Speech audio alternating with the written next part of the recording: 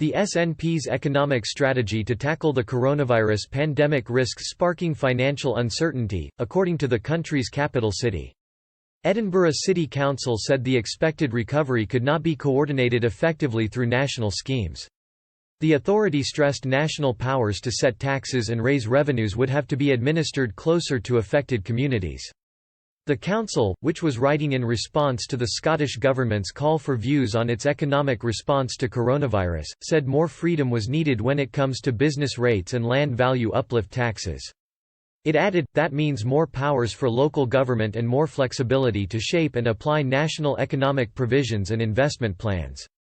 These powers are currently held by Holyrood, but city bosses want them to be devolved locally.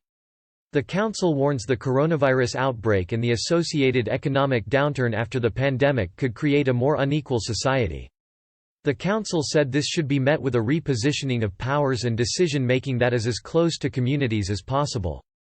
The calls echo Labour's approach of taking a more radical federalist approach to Scottish government power, which would involve taking powers from Holyrood and giving them to local communities in Scotland. Scottish Labour and Edinburgh South MP Ian Murray said, the mandate for Keir Starmer if he becomes PM in 2024, would be to deliver on the manifesto commitment of the radical federalism he wants to try and achieve. CLLR Adam McVeigh, leader of the council, said, it's important to recognise the significant challenges we face and also that business as usual isn't an option. Our capital is in many ways Scotland's gateway to the rest of the world and a driving force for the country's economy, so it's crucial for our city's interests to shape the national plans.